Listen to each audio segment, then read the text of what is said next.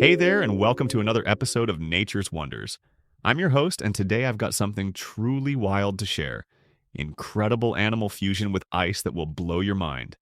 We're about to take a journey into the coldest corners of the Earth, where wildlife and ice come together in ways that are both mind-blowing and, honestly, a little hard to believe. So let's jump right in. Picture this for a second.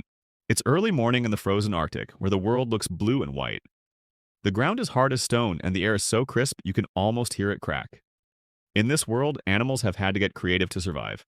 We usually think of furry creatures like the Arctic fox or the massive polar bear, but what really gets me thinking is this. How have animals actually fused with ice? Not literally, of course, but in the ways they use, resist, or even become part of the ice itself. Let's start small. There's a fish called the Antarctic icefish, which, I have to say, might be the coolest fish I've ever heard of. Most fish freeze if it gets too cold, but this one has a sort of natural antifreeze inside it. Special proteins in its blood keep the ice crystals from forming. Imagine if humans could do that. No more shivering at the bus stop in winter.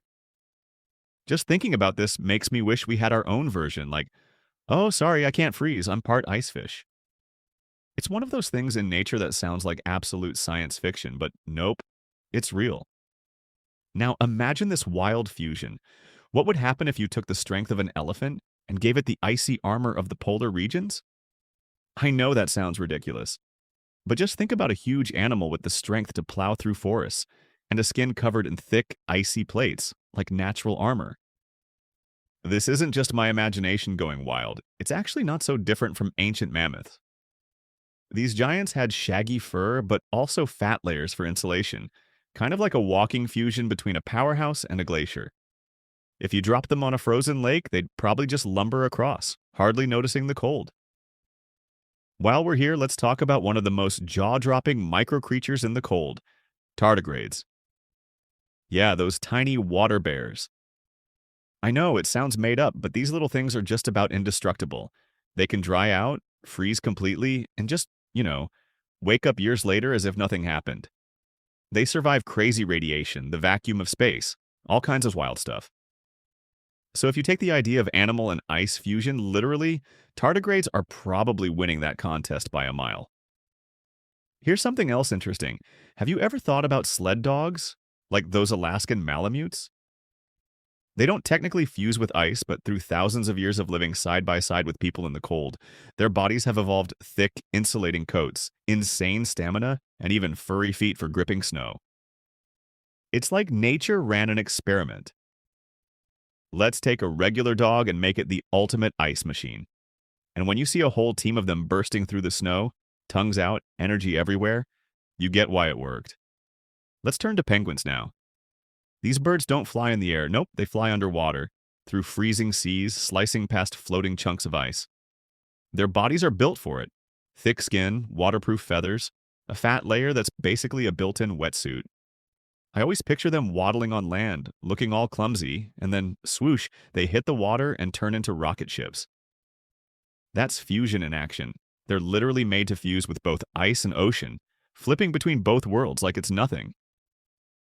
Polar bears? Absolute kings of cold. Their skin is black under all that white fur, absorbing every shred of sunlight they can snatch in the winter. But here's a twist. Their thick fur doesn't just keep cold out, it traps warmth in, creating an effect almost like circular insulation.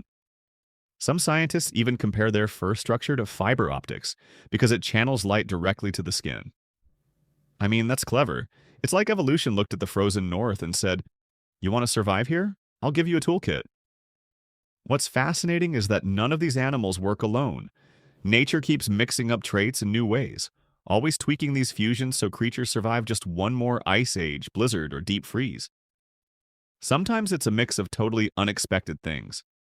Like there are insects, goldenrod gallflies, some beetles, that can survive inside of ice chunks. They do it by filling their bodies with so much natural antifreeze that their cells never burst. It sounds extreme, but for them, it's just day-to-day life.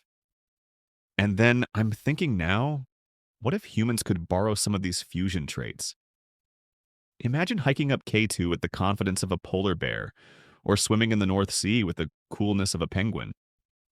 Or just using that concept in tech or medicine. Clothing that adjusts its warmth automatically, inspired by polar bear fur. Medicine that preserves organs for transplant, just like how fish keep their blood from freezing. Every time you look deeper into animal and ice fusion, there's this line between imagination and real practical science. Sometimes it's hard to tell them apart, honestly.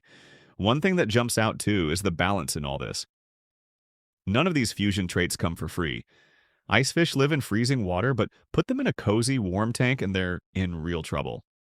Tardigrades survive cold but need to dry out completely to pause life. Polar bears need endless stretches of ice to survive, but with ice melting, they have to swim further and further, sometimes for days, just to find food. That's not just a neat science fact. There's a lesson there about how fragile even the wildest ice fusions can be. But here's the really wild part. Nature never stops experimenting. At any moment, somewhere out there, there's an animal making a small adaptation, maybe fusing just a little closer with its icy world than its ancestors did. Sometimes I wonder, what will the next animal fusion look like? Will we find something tomorrow that makes even tardigrades look ordinary? All of this makes me appreciate the endless creativity of the natural world. Looking at animal and ice fusion isn't just about survival, it's about innovation, trying the impossible and, well, adapting when things get tough. If animals can keep inventing and reinventing themselves to survive the ice, it's probably not a bad message for the rest of us.